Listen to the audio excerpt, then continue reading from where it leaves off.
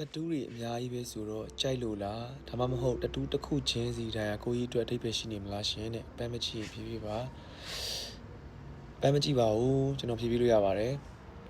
ကျွန်တော်ခန္ဓာကိုယ်ပေါ်မှာထိုးထားတဲ့တတူးတိုင်းအထိပ္ပယ်အရင်ရှိပါတယ်ကျွန်တော်ရဲ့ရင်ဘက်ကပုံဆိုရင်နှလုံးသားကနေမခံနိုင်လို့ဖောက်ထွက်လာတဲ့သွေးတွေဘေးကိုဖြာထွက်တဲ့ပုံစံမျိုးပေါ့နော်ကျွန်တော်ထိုးထားပါတယ်ဘဝရဲ့လုံးဝကြမ်းတမ်းမှုတွေ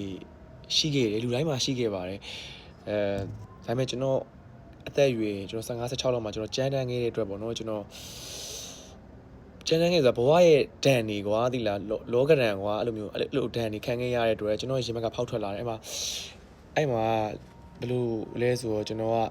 ဟန်ဆောင်မျက်နှာဖုံးတွေကြားထဲမှာကြောက်ပေါ့နော်ကျွန်တော်မျက်ရည်ကျခဲ့ရတယ်အဲ့မှာကျွန်တော်ပတ်စံစောက်ရမ်းရှာမယ်ဆိုပြီးတော့ကျွန်တော်ဒေါ်လာပုံထိုးပြီးတော့ပါဇက်ပိတ်ထားလိုက်တယ်ပေါ့နော်ကို motivation ရအောင်ကျွန်တော်ထိုးထားတာဖြစ်ပါတယ်ရက်ငယ်ပါသေးအဲ့တော့ဆိုလက်တွေကတော့နောက်မှရှင်းပြတော့မယ်အားလုံးအထိပ္ပယ်ရရှိပါတယ်